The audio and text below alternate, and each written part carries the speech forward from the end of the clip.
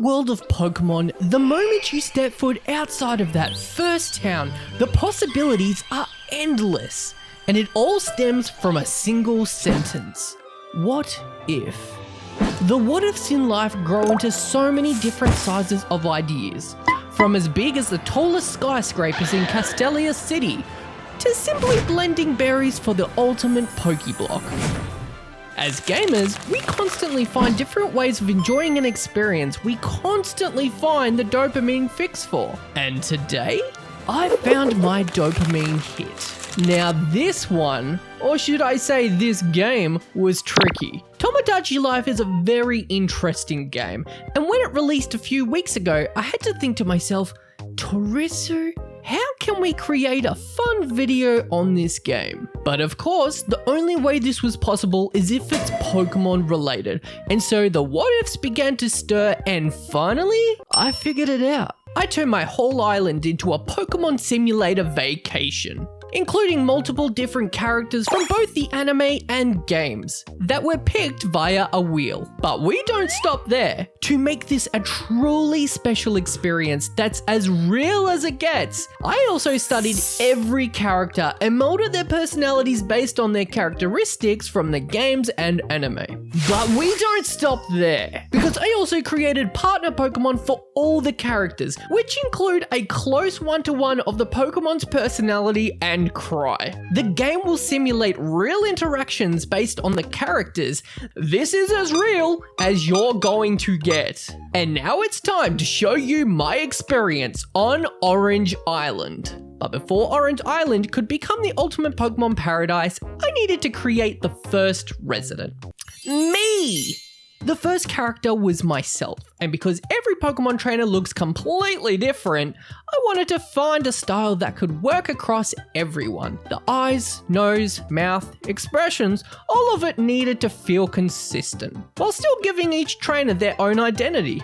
Basically, I had to create a Pokemon art style inside a me creator, which is exactly as cursed as it sounds. After watching a bunch of videos, messing around with the tools, and questioning whether I had any right to call myself an artist, I finally found a look that I was happy with. And honestly, if you're stuck trying to make a character in this game, I highly recommend checking out the videos. I'll link in the description. They helped a lot. I do appreciate how far Tomodachi Life has come with the customizations. There are definitely features from Miitopia that works differently here, but the extra options still make building custom characters way more fun than I expected. At last, my character was created, and Orange Island was finally open. And now I had a system, because if I picked every character myself, I would spend 45 minutes debating whether a random Pokemon Frontier guy deserved a house while Ash stands homeless on the beach, and man, we can't have that. So I wrote down everyone.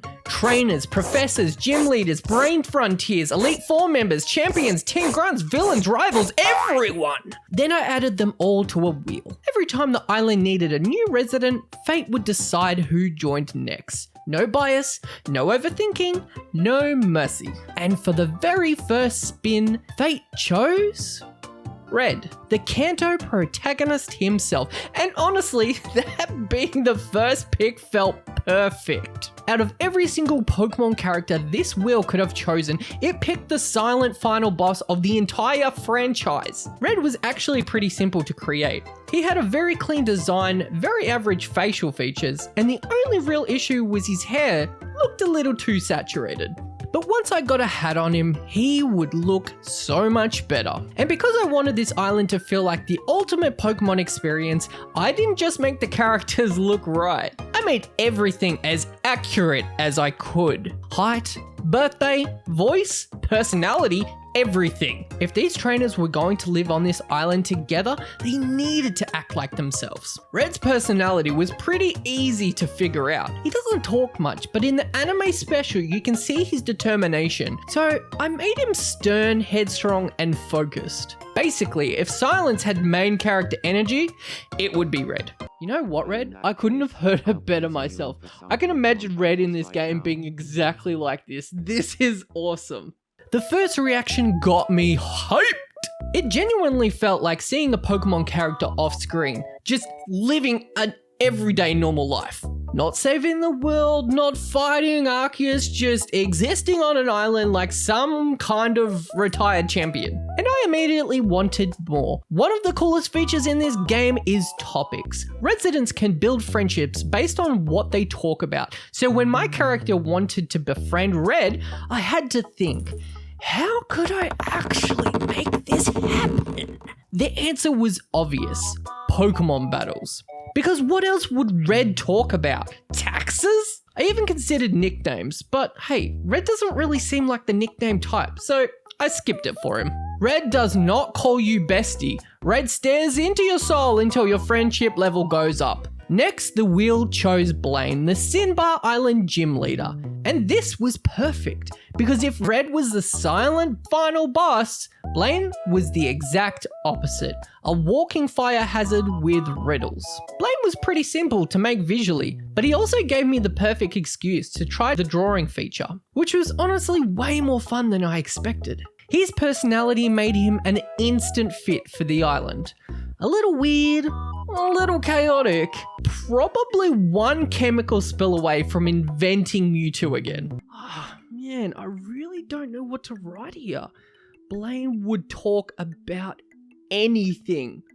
Nope. Perfect idea. This is going to be so good. It's so perfect. Now, this is a good opportunity to have nicknames going. Blaine would definitely have a nickname up his sleeve for me, so this is perfect. Torchman and Doc sounds so fire. No pun intended. And this became the formula. Every character had to feel like themselves. So I started looking at the game dialogue, anime clips, Pokemon master voices, personality traits, anything that would really help make each resident feel like the actual character had been dropped into this weird little island experiment. And then the wheel gave us Celine. Celine was way harder than I expected. Not because her design is complicated in theory, but because her hair is one of those simple until you have to recreate it designs. It's kind of bob, kind of longer at the back, kind of has a fringe, kind of sweeps to the side. Basically, it's Pokemon protagonist hair, which means it's designed by someone who hates me creator. I could have drawn it properly, but there's a reason I didn't fully commit to that yet. We will get to that nightmare later. For now, I got her as close as I could with the tools I had. A lot of the voices I based on the Pokemon Masters, which really helped me figure out how these characters should sound. And after some extra research,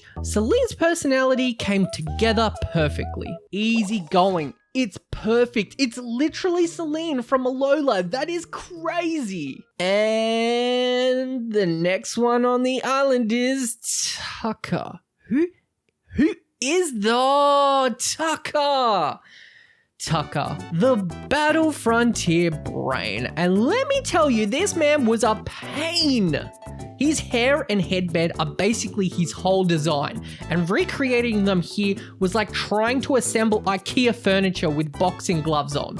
But somehow, in a strange, cursed way, it kind of worked. I mean, his hair kind of looks like pigtails, but hey, I see a little frontier brain going on there, right? And that was when I realized something. This island did not need to be perfect. It needed to feel alive. Some characters were going to look amazing. Some of them were going to look like their Temu cousin. But hey, as long as they acted like themselves, the illusion worked, right? And we were only getting started because I wanted all the trainers here. I was not ready to stop filling this place up. Next up was Skylar, the Mistralton City gym leader. And while future me would eventually start tearing out my hair trying to make clothes for everyone, Skylar's actual facial features were surprisingly easy to achieve. She looked great. The island was slowly turning from a weird experiment into a proper Pokemon holiday resort. And then the game gave me one of the funniest interactions so far. I cannot. Red talking about right now. Red talking about flame sack theory is literally the best interaction I have ever seen. I'll cry if this cannot be a canon event. That was the moment this felt like me building characters and started feeling like the game was writing its own insane Pokemon fan fiction. Red talking about flame sacks, Blaine existing as a public safety concern, my character trying to become friends with literal champions. Friendships were blooming, the island was thriving, but it still wasn't enough. Because if this was going to be a true Pokemon simulator, there was one very obvious problem. There were no Pokemon. And that meant it was finally time to introduce the main part of the franchise. The only issue? I hate pixel art. I mean hate. If you haven't noticed, I draw Pokemon a lot. I love drawing characters and creatures. But this game did something to me. It broke me. What would normally take me 2 seconds with a pen suddenly took me half an hour with blocks. Half an hour for one line. I tried everything. Everything. Lining up blocks, drawing shapes, rebuilding sprites, staring at the screen like it owed me money.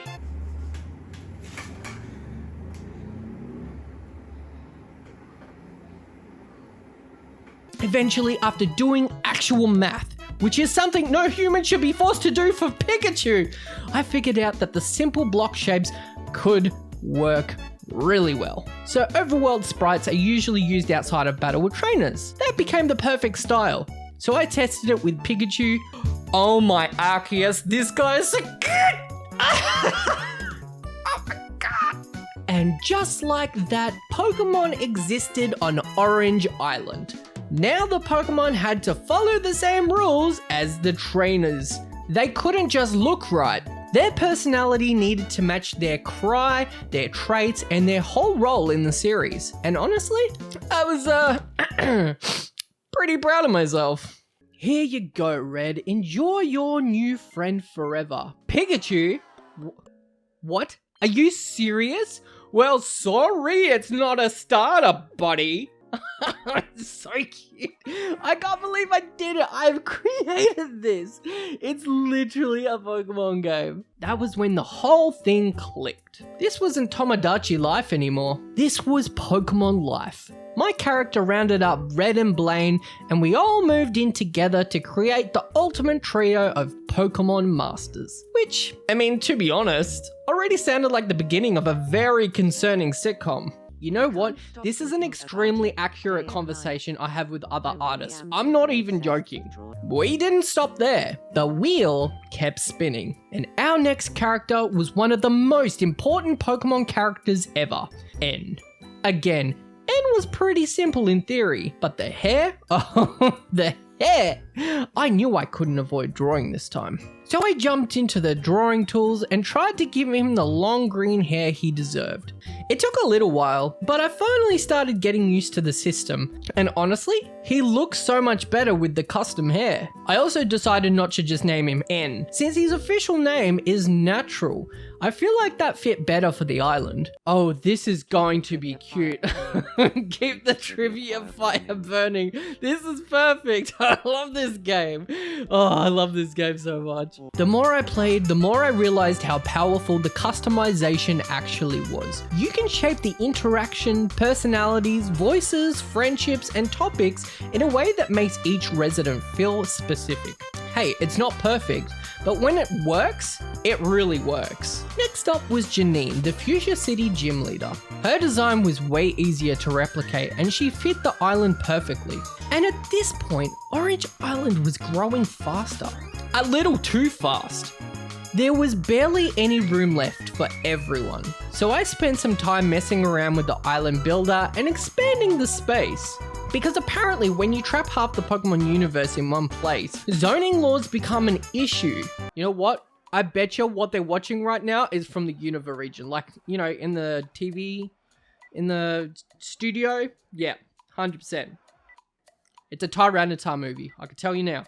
Then it was time to get back to business. And by business, I mean creating more Pokemon. Because the more trainers I added, the more I realized something terrifying. Every trainer needed a partner. And that meant more pixel art. But for the next Pokemon, there was only one choice. Jirachi.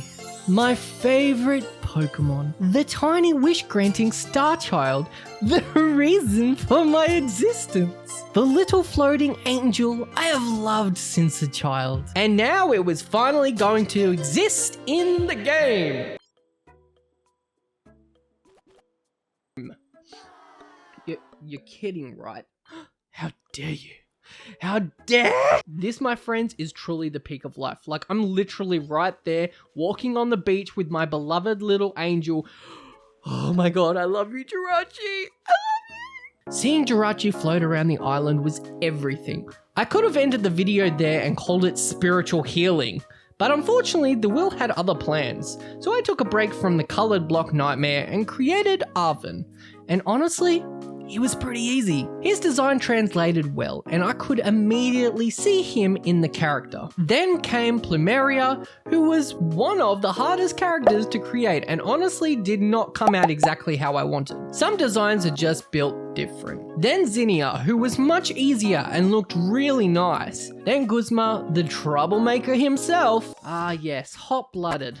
This is perfect. Then Brendan, who I think came out really close to the official character. At this point, the island was starting to develop its own strange little social ecosystem. Okay, alright, I know Blaine was a bit wacky, but this guy needs friends or a Pokemon or a hobby. Talking to a light in public like this is crazy. Celine becoming friends with Red was not a friendship I ever saw coming. However, they did interact in Ultra Sun and Ultra Moon, so maybe, I don't know.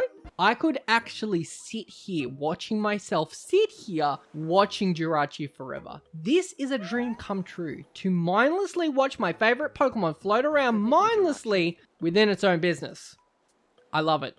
What's wrong with Red? Oh, snap. Yeah, I'm not gonna lie, I wouldn't want to know what you guys were talking about for you to get heated. That scares me. And this is what made this island feel alive. The game wasn't just showing me characters, it was creating relationships that I never would have thought of. Red and Celine, Blaine talking to lights, Jirachi casually living its best life, everyone slowly forming connections in the background. It was beautiful and also deeply concerning. So obviously the island needed more chaos, which meant it was time to add the anime champion himself, Ash. I mean, how could I not? Then I added Cynthia, because she's a fan favorite and honestly pretty simple to create. Then one of the coolest professors in the series, Kukui. And you know what? Yes, I did try to give him sideburns, but they just did not work. Sometimes you have to accept defeat because the meat creator humbles you further. Then came Marnie, the ultimate Pokemon girl from Galar. Then Ash's right-hand man, Brock. And obviously, Brock was a must-have. I could not wait to see this man interact with Ash. Surely they would connect instantly, right? Nope. He picked the game version of Ash instead. Because apparently even in Tomodachi life, Brock makes decisions that confuses everyone. So naturally, I added Misty next. Then Serena from Kalos. But I chose anime Serena instead of the game Serena because the Ash and Serena ship was a historical moment. Speaking of history, the next character was the original professor himself, Professor Oak. I didn't make many professors, but Oak had to be there. Then I added May because I could not leave Hoenn out. And of course May is not complete without a little annoying brother, Max. Why did I choose Max? I don't know. He was there for a lot of the adventures and apparently that was enough for me. Then came Nessa, the stunning water type model from Galar. Her design was really difficult to nail, but I did what I could with the tools that I had. And then because no Pokemon Island would be complete without crime, I added Jessie and James. And I have to say, they looked really good. The island was huge now. Trainers were everywhere, friendships were forming, the Pokemon world was slowly becoming a weird little holiday resort. But it didn't feel complete because I had been putting off the biggest part, the Pokemon. It was time for the ultimate pixel art compilation. I cannot explain how many days went into drawing these Pokemon. And if it wasn't for the artists who created these overworld custom sprites, I genuinely would not have been able to make this video. So shout out to them, their work will be linked into the description. Please go give them a like and follow because what they do is amazing. I continue creating more and more Pokemon and seeing each trainer interact with their partner was genuinely heartwarming. The more I build, the more this stopped feeling like a Tomodachi project and started feeling like a tiny living Pokemon world. The trainers would walk with their Pokemon, they would praise them, the Pokemon would make cute little cries, and somehow something as simple as a trainer walking beside their partner made the entire experience feel complete. It reminded me why Pokemon works so well. It's not just about the battles, it's about the bond. And yes, that sounds emotional for a game where I spent half an hour drawing a tiny block creature, but still. Guys, I figured out something that I should have figured out so long ago. I just never looked into it. So I can draw half a Pokemon of the right, and if it's a symmetrical design, I can literally just copy the one side, flip it, and then voila. It's done in half the time. This is crazy. This is going to speed up the Pokemon so much. That discovery changed everything. I had been suffering for no reason. Days of pixel art pain, and the answer was just a mirror to the other side. I feel like a scientist discovering fire, except the fire was copy and paste. This right here is such a cool friendship going on here. A scientist, a professor, both working from Kanto. I literally could see them being best friends. Okay, but why does Lily and Cynthia look like they could be related? Is it just me or? The relationship between residents started becoming one of the best parts of the entire experience. Not just trainers with Pokemon, but trainers with each other. Characters who had no reason to interact were suddenly building friendships, fighting, making up, and forming the weirdest Pokemon social web imaginable. Oh, you didn't like what you talked about? Like how you two secretly are related or? Bro, Cynthia being the mother figure was something I did not see coming in this game. And then we had actual island drama. Okay, so for those who missed the show that wasn't recorded unfortunately, Sky and Celine were best friends. Then Sky offended Celine deeply. Then proceeded to basically tell her to get over it. Celine became super sad and closed herself off from the world. And now after the dust has settled, Skylar wants to patch things up. Yay, they're friends again. How nice. Beautiful. Cinema. Pokemon friendship restored. Then Brock wanted attention, and obviously I knew exactly how to get it. Okay. I want Brock's attention. How could... Oh, I know. Let's show off Olivia to Brock. Oh, we will have a full undivided attention of this guy after that subject. Heard about Olivia the Rock Kuna. Really? That long ago? I like you, Kukui. Yes, of course. Of course you're friends with me, Brock. I'm the key to getting Olivia. All right, nicknames. You know what? Professor No Shirt. That's hilarious. I know I've said this enough, but the island was fully thriving now. Not just through friendships, but through the bond between each trainer and their Pokemon. Because you really don't understand a trainer's personality until you see them with their partner. Oh, no way. They draw their Pokemon in the sand. Oh, that is so amazing. That little detail genuinely got me. It made the island feel like more than just a character creator.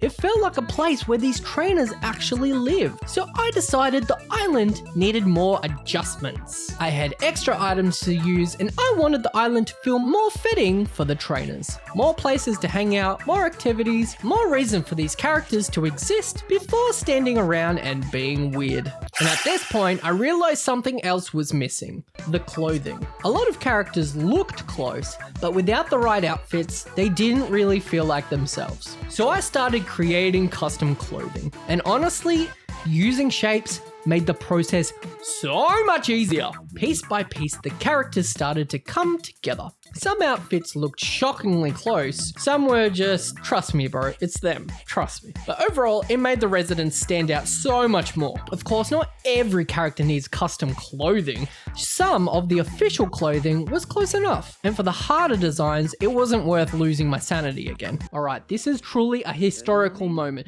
The moment Jesse and James meet. Does it turn out the way we expect from the anime? Oh, Skylar wants to be friends with me. Oh, that's nice. Extreme flying? I cannot stand the thought. I would literally hurl. Meanwhile, you know what? Let's have Plumeria and Guzma meet. Huh? Wait, huh? What's going on? That's so weird. Misty, stop what you're doing. He's the champion. You can't just do that. Ash, watch that dude. He will take your Pikachu, no matter where you are. You watch him. And then came one of the funniest moments of the entire island. Ash got his new look. He looked great, so naturally I wanted to show him off to Misty first. And then the game decided to write fan fiction. Man, Ash looks so good. Let's show him off to Misty. Wait. Oh, no. No way. There's no way this is happening. Right? This is crazy! You're supposed to be with Serena, dude! The Misty boat sailed 20 years ago, my guy. Oh, that is funny. That is so funny.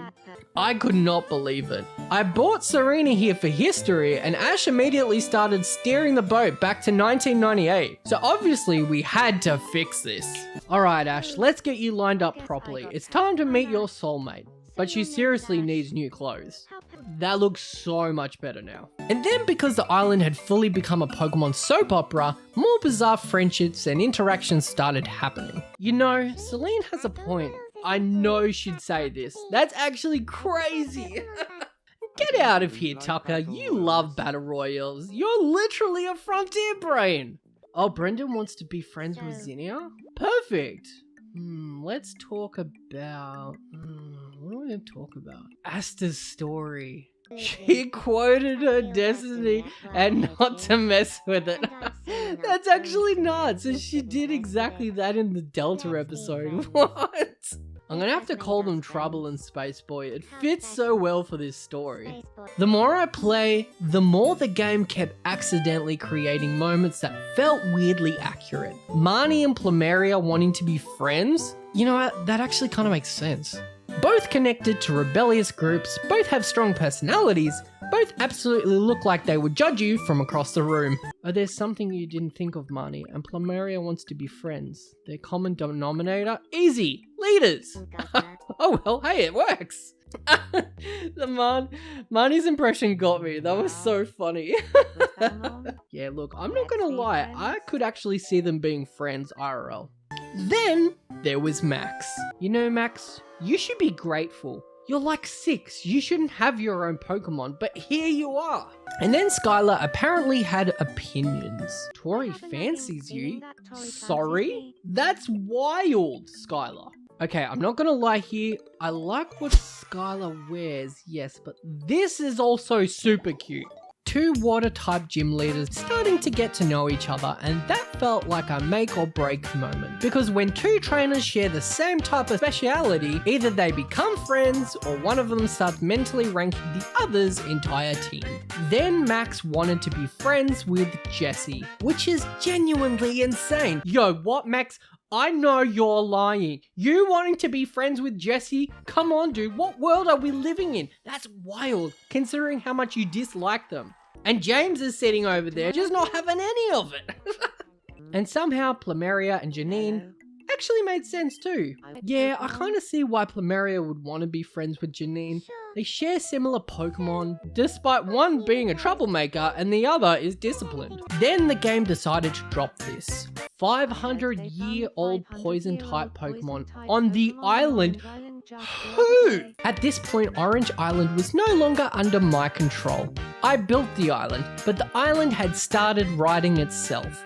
Then I finally unlocked the Ferris wheel. A huge moment! Romantic landmark, a beautiful centerpiece, a perfect place for residents to hang out and create iconic moments. And what happened? Absolutely nothing. No one used it. I built a whole Ferris wheel for these people and they treat it like it's a public bathroom at a train station. And honestly, this is exactly the kind of respect I should have expected from Pokemon characters. Pikachu, you cutie patootie. Red calling a Pokemon a cutie patootie is just crazy as Brandon is bathing in the sprinkler in front of everyone. And that really summed up the whole experience. This game had been stuck in my head since the day it came out, because somehow, with enough effort, enough custom characters, enough pixel art suffering, and enough questionable social decisions from fictional characters, Tomodachi Life became the Pokemon simulator I didn't know I needed. I got to watch trainers live normal lives. I got to see Pokemon walk beside their partners. I got to create friendships that made sense, friendships that made no sense, and friendships that honestly felt like the game knew the lore better than I did. Red had Pikachu, Ash had drama, Brock had questionable priorities, Jirachi existed, which automatically made this island perfect. And the more I added, the more it felt like Orange Island became its own little Pokemon region. Not one built around gyms, not one built around badges, but one built around personalities, relationships, weird interactions, and the simple joy of watching characters exist outside of their usual stories. If I had enough time, I would have crammed so much more into this video. More trainers, more Pokemon, more relationships, more chaos. But for now, I think this is where we leave Orange Island, at least for today, because maybe, just maybe, we'll come back to those what ifs in the future and tell even more stories from the strangest Pokemon island I have ever created.